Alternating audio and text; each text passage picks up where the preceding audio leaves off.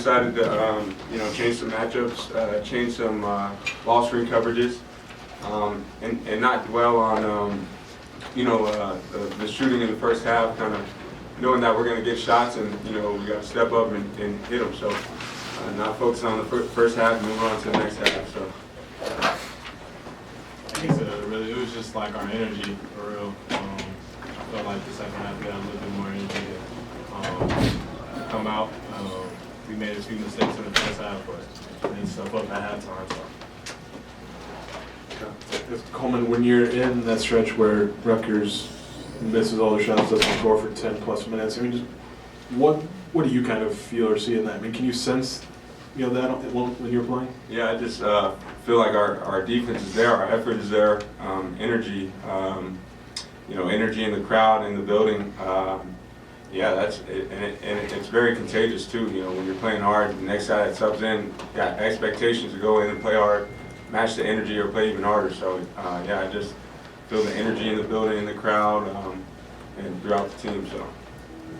Jeremy?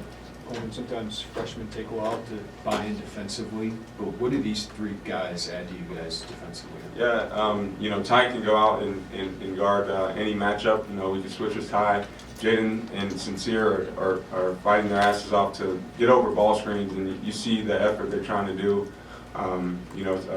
Since Sear's a little skinnier, Jaden's a little shorter, but they're fighting really hard to get over those ball screens, and it's great to see them take on challenges like Paul McKay, bigger guards in our league like that. Jalen Pickett, who don't really get sped up like that, but they're fighting hard to speed people up and just play our defense. And yeah, it's been good to see them just buy into that. So.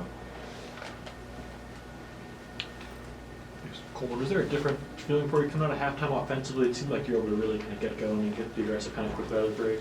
Yeah, I think the difference is just, some games I don't really, and I'm not saying this is anyone's fault, but mine, I think I just don't get involved in like the first media or two. Some games I go a stretch without doing anything in the second media. So today I, try to get involved, try to get a few shots in, get to the offensive glass, whatever that is to kind of impact the game early. I think that, the energy just carried over. You see a few shots go in, just like I said, it's just energy and it's contagious. So yeah. Dain, it seemed like you and Coleman had kind of a good thing going in the first half. How important was that on the offensive end where other things weren't working quite as well? We've been really emphasizing just getting the ball in the paint more. I feel like Coleman did a good job of just looking and just talking to me, just communicating with me a lot on the floor. Even in practice too, just teaching me little things that I can do so he can get it into me easier. Jerry? Cliff Moore is known as one of the better big men in this league. Did you see this as a big matchup for yourself, and what do you think your performance said about kind of where you stand in this? I'm kind of familiar playing against him. I played against him a few times, just coming up in AAU and stuff. So I kind of was already familiar with his game, with how he tries to play. Cliff's a good player. Every game I try to, pre-game I try to just watch just some of the players' tendencies and how they guard and stuff. So I took advantage. In the way back? Question for both of you guys. What did it mean to have Goody back on the court, and what did he bring today that helped you guys? I think it was good to see Luke back. It's hard, coming off an injury like that where you got to sit out and, you have to build up to, play into the season and then boom like that, your season it's taken away from you. So it's tough on you mentally and physically. So it was just good to see Luke back. He's bringing energy. He's talking during practice, but he's slowly getting back to it. I got a lot of respect for Luke because he worked hard to get back to game shape, game form. So Yeah, definitely good to have Luke back. One of the biggest things for me is just him, just his leadership he's shown in practice, and just on the side, just on the bench talking to some of the younger guys, teaching them stuff. So that was really a big thing for us. Scott? Coleman, when did you maybe sort of have this realization that, it's taken you maybe a couple media timeouts to get involved offensively? Yeah, last game, there's just a few times this year where I'm like, just not getting involved, and I conversate with my dad, and he's like, those first 5 minutes, you got to get involved. You got to go do something, get an offensive rebound, get a putback. And like I said, it's not anyone's fault but mine. Just getting involved in the game, not just going with the flow, just getting involved, because ultimately it's that's going to bring my energy level up. It's going to help our team out too. When I'm getting to the offensive glass, making shots, doing things like that. So. Dain, when you said you look at tendencies, is that like in warm-ups, or is it more on film? Like, what do you look for? And then as a second part, like now that you've got all these Big Ten games under your belt, like what have you learned about going up against some of these bigs in the conference, and what do you think you've shown? Tendencies, I mean, just watching some of their film, just on how they guard, do they play defense with their chest more or more with their arms? Because, if I can get into their body, I can, do my spin or spin off of their body. So I'll just watch for little stuff like that.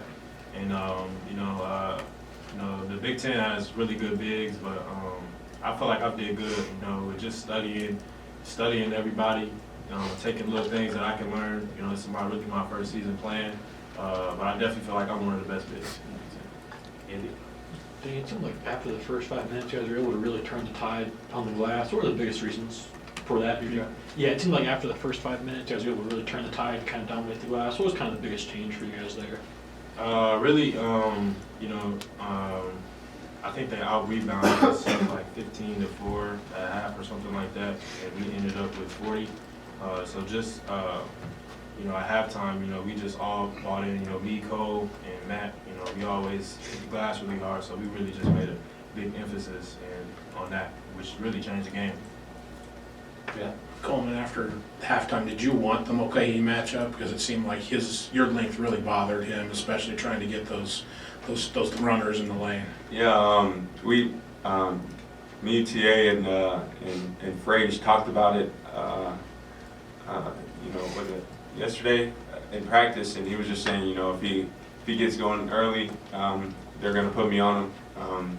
I feel like we worked a good amount on doing that. Sometimes if I get caught on the screen, me and Dain could just switch it, because he likes to get downhill to floaters, but if Dain steps up, I could get to Cliff quick, no lobs.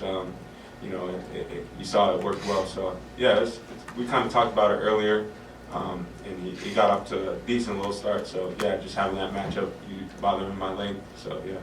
Jeremy?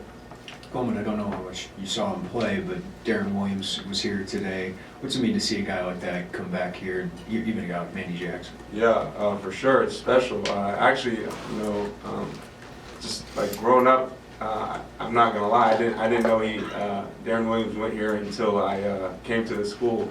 I was like, Darren Williams went here? Like, that's crazy. Like, I've always known like Darren Williams to be a great player, but I never knew that until I came here. But no, it's awesome to see people like that. Yesterday at Ubin, Manny came right up to me. He introduced himself, told me he loved my game. So just little things like that, where people recognize your game, but they're very impactful for this program and very powerful people as well. So it means everything for people like that to come back and watch us play. So, George. Dain, I know we've talked a lot about your journey over the course of the last year, so not to get too far into that, but if we were to go back a year ago right now and tell you that you'd be kind of where you are right now, would you have believed it? And I guess what does it mean to be able to, in your first real season of college basketball, have the impact you're having? Definitely I feel like,